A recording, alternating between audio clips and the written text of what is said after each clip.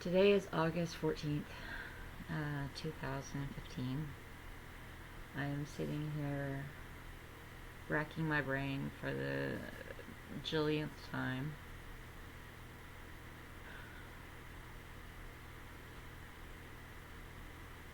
I've devoted the last 3 years of my life to investigating a crime that was obviously not well investigated, that was prosecuted in a manner to exploit the media and make politicos look good.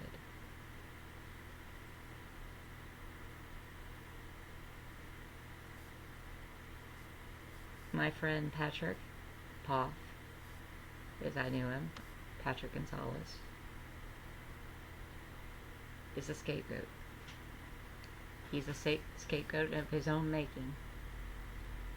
He was a con artist, and he worked on the fringe of illegality. I knew him to be a drug dealer, a trafficker, and this was a number of years ago. While I didn't like Patrick, I did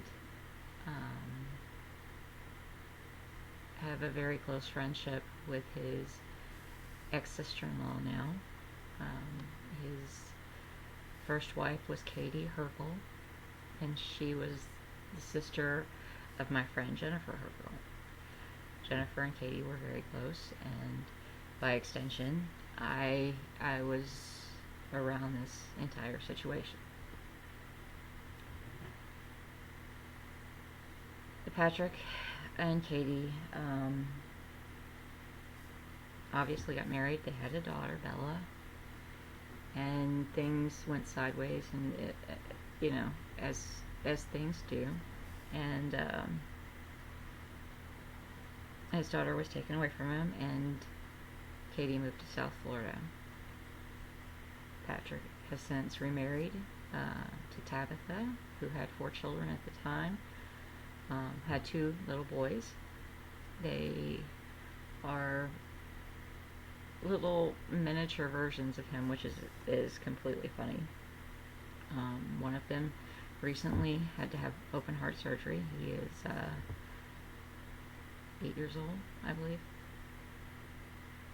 But he had to do that without his father being present or even being able to contact him. All of this is happening because David Morgan, sheriff of Escambia County, propagated a tale in this highly publicized and political murder. Bud and Melanie Billings were killed in their home by 5 men who stormed in while their children were there. I believe there were 9 foster children, and they were brutally murdered. No evidence puts Patrick in that house. However, 3 people confessed to being a part of this group and put Patrick as the trigger man and the mastermind of this entire thing. 2 of these confessions came from young black males who were told they were going to get capital punishment for admitting their guilt. They were essentially bullied into their confessions.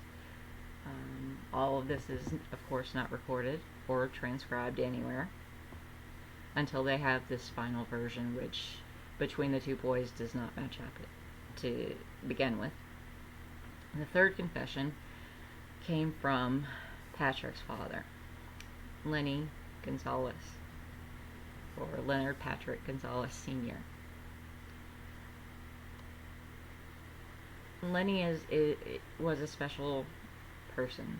Patrick grew up without his father.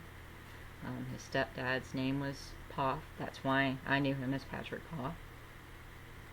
As an adult, he reclaimed his Gonzalez name as a wish of his grandfather to be a part of the Gonzalez family. However, he was never raised around them. He was raised by his mother.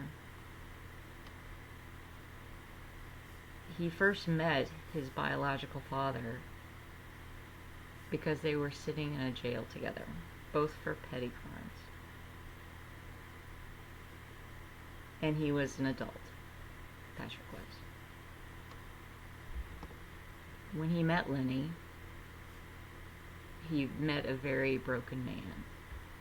He met a man who had at one point been intelligent, and while he was categorized as a bad guy because he was mischievous and he was the black sheep of the family and ran a little askew of everybody else, he was still thought to be a very intelligent man. After a car accident, at some point in his life, after Patrick's birth, I believe, he had suffered complete, I won't say complete brain damage, but complete impairment of brain function, cognitive function. I'm not sure what his IQ was, but I'm sure it was very low. He also was a paranoid schizophrenic. He self-medicated quite often. He drank heavily.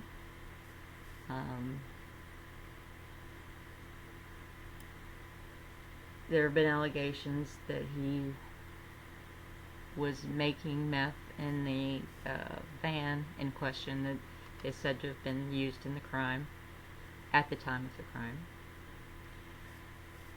What is known is that when he was interrogated by police, Lenny had been up for 3 days. He had been high on meth. He assumed that when the deputies got there that they were there because Patrick had sent them in some kind of an attempt to get him busted for doing meth, to get him to stop that. In other words, he thought Patrick was intervening on his behalf and had called the police to try to get him to stop using drugs. So when the police show up, obviously, Lenny, paranoid already, is completely confused. He doesn't know what has happened, and he starts immediately saying, "This is Patrick's fault. Patrick did this to me." Well, in doing so, he was just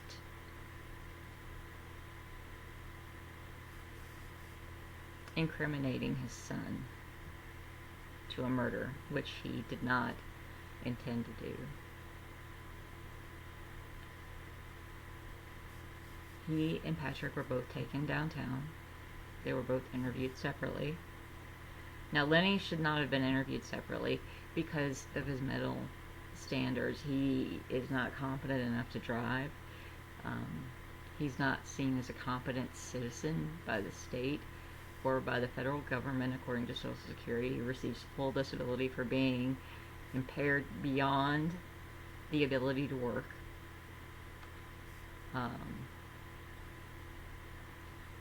So when people have him wrangled in a room with 3 days worth of sleep deprivation and his paranoid schizophrenia, that in and of itself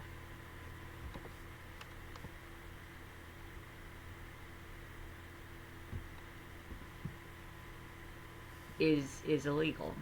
However, they continued to question him for several hours on end. And let me just say that Lenny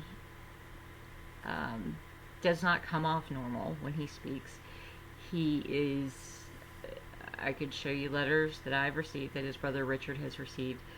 There is no point in which a rational person could have sat down with him and actually thought he was rational as well. That was never a possibility. So to hear that he had confessed and then implicated his son was a little disturbing. That in and of itself proves to a great many people, along with Patrick's colored past, that he committed this murder. The problem with that is that the DNA does not say so. Bud Billings had surveillance cameras in every room of his house. He had 16 cameras, I believe, and the murder was caught on surveillance. While all the attackers are covered, their faces are covered, you can see clearly that Bud grabs the guy who inevitably ends up fatally shooting him and attempts to subdue this man. Well, the DNA underneath his fingernails corroborates that. The little boy that was in the room at the time, who had Down syndrome, corroborates that. The problem is that DNA does not match Patrick Gonzalez, which is contrary to everything that has been submitted as far as the confessions.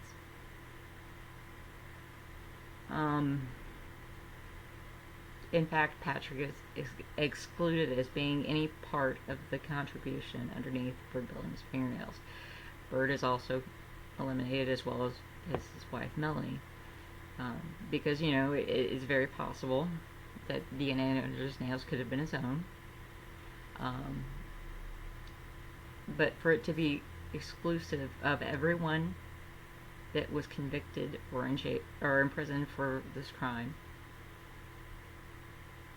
and himself and his wife, it would seem that there's another person that police should have been looking at. Also, the little boy that I spoke of that was in the room with Down syndrome, he does not speak. As a special needs child, he is taught sign language, but not normal sign language. He's taught baby sign language, which is basically the signs for different expressions in people, not necessarily the letters.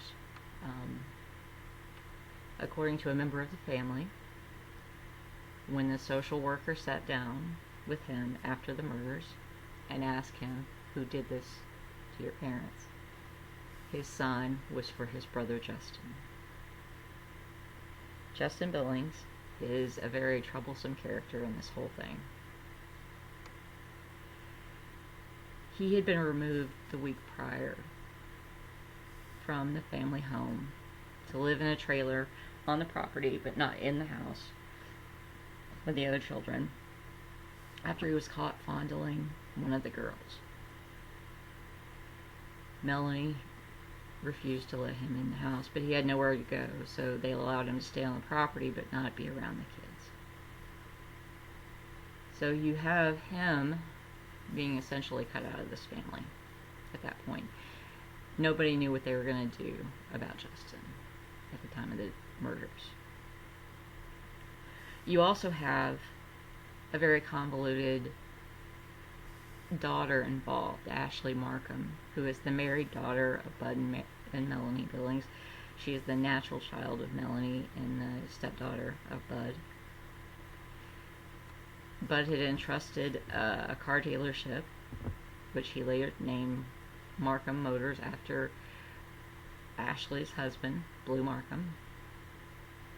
He had all intents of establishing this dealership for them. It's a buy here, pay here, very shady organization.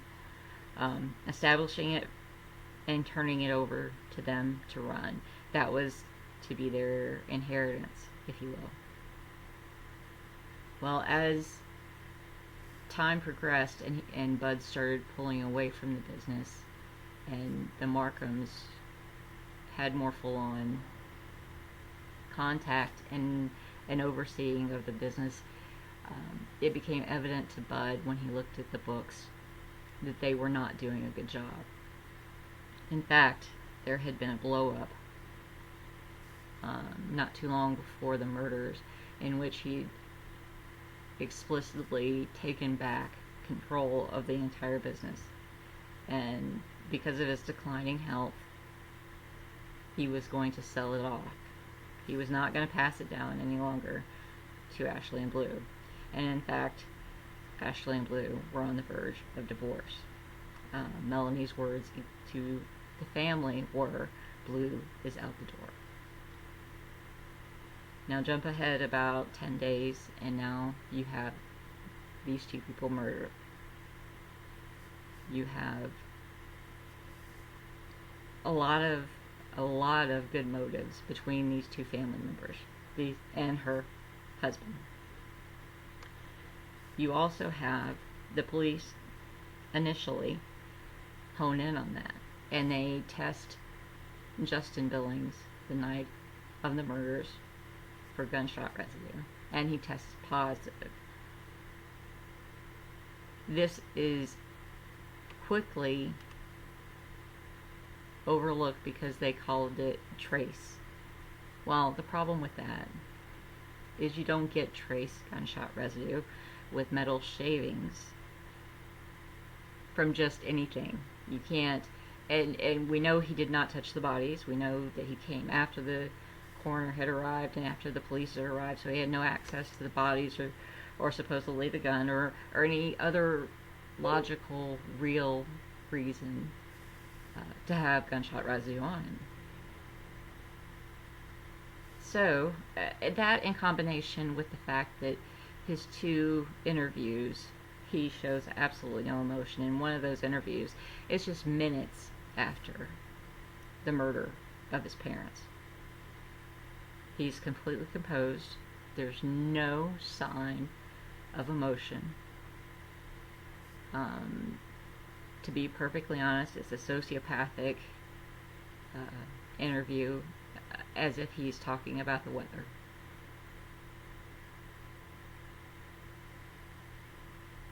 Three days after this murder, with the authorities investigating Justin, and having found a red van that matched the description of the van on the video at a way station less than 2 miles from the house, the entire story stops there. They never take that van into custody. They talk to Blue Markham, who again owns a car lot, and he claims, before anybody knows anything about Patrick Gonzalez, that he sold the van that's on the video to a man named Cab Tice, who owed Bud Billings roughly $45,000 and was not paying. He was being pursued. Bud was going to take legal action against him. So you have a man with a monetary motive who has a van. You have a son with an anger issue about to be cut out of a huge chunk of family money and honestly his entire livelihood, because he lived on the property. He was provided transportation by Bud. He did all of his, everything that Justin had to live on was provided by Bud. So you have all of this being threatened to be taken away, as with Ashley Markham. You have this van at this way station, and you have very viable suspects. But then a very strange thing happens. A news conference comes on, and the investigators who are out investigating in the field see the news conference, and they see, during the news conference, Sheriff Morgan holding up a picture of 6 individuals profile pictures, obviously from driver's license, um, with names, and he gives as much information about these 6 people as he can to the news. And he says, these are the people that did it. Now keep in mind, the investigators that are actually working leads have not heard this information before. This is new to them. They are out in the field, and they're seeing this on TV. And they're having people now respond to them by saying and referencing the people on TV. So now them feeling, because they were both, most of them were not familiar with homicide investigations, especially ones of this kind of magnitude, they're feeling a little bit incompetent. So they start chasing what Mr. Morgan has fed them, these leads. And these 2 black boys end up coming in, confessing, basically telling this story for them. And then, of course, the next person they go to is Lenny. And then this case is over. Even though they find later that a man named Hugh Wiggins, who was Patrick's employer, I guess you could say, in his dealings with drugs, he was in possession of the gun. He was in possession of all the bloody clothes. He was also in possession of the only thing taken from the robbery, which was a safe. Yet he's never charged with a crime. In fact, he makes an immunity deal in which he says that I know that all these things happened and that Patrick did it because Patrick told me. There's no evidence to corroborate that. Yet all of these different things converge, and they are sold to the public, and the public buys it because, again, many people knew Patrick. Many people knew the kind of person he was, that he was considered a low-level gangster wannabe thug, kind of, on the rough edge.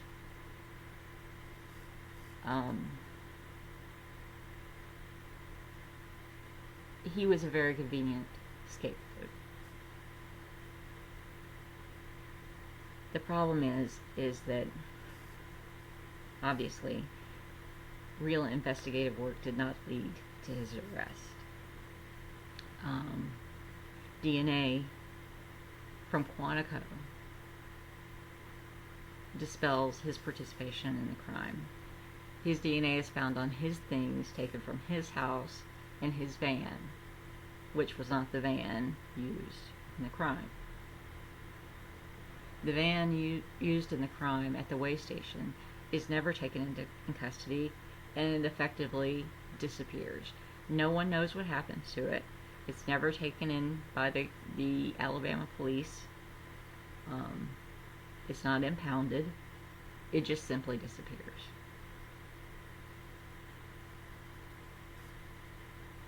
So now Patrick is on trial. The trial for his life lasted 3 days. His public defender, John J. Gontarak, was elected judge in the middle of his case, or was going up for election for judge. So he had to recuse himself by the end of the case. But they had confirmed with Patrick that the state had no evidence to put him in prison. And the best course of action, naturally, was not to put on defense. So nothing was ever addressed by his defense team. And consequently, he is on death row. Come to find out, months later, another lawsuit comes up. Sheriff David Morgan has been openly greeting jurors as they come in for their jury service and shaking their hands and telling them, I've done my part, now it's your turn to do yours.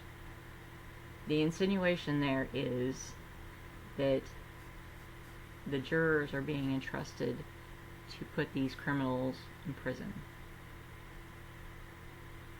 This is a heavy bias, and while nothing really progressed on this, several judges condemned Morgan, forcing him to stop greeting the jurors.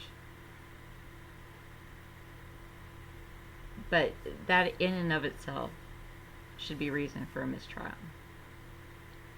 Patrick's first appeal, his direct appeal, was also handled by a state-appointed attorney who honestly told me that he did what he had to do, but he was not doing any more. Now we have Capital Collateral, who's invested a lot of time, and even an investigator that worked homicide for a number of years, who I thought was a very good friend of mine, Carlos Rodriguez. I worked with him on the case and the people involved, only to find out that after all this time and having worked with him and him being in complete agreement with all the injustices in this case a couple of weeks ago, decided that he was severing his contact with me, and that the pursuit of this appeal was going to be based on an insanity mitigation. No longer were they chasing innocence, they were chasing to prove psychological mitigating factors. Now this is not acceptable for Patrick because he has 3 children, and as he put it, does it matter if your children think you're a murderer or a crazy murderer? Is there a distinction? And I guess the case is no. So I'm here asking anybody who can help, who has 5 minutes of time or $5 to contribute, to please help me fix this. This is a political event that is going to take someone's life who is innocent. He's not sympathetic, but he's innocent. And that cannot happen. I have been working round the clock, full time, for 3 years. I am a logical person who had no love for Pat.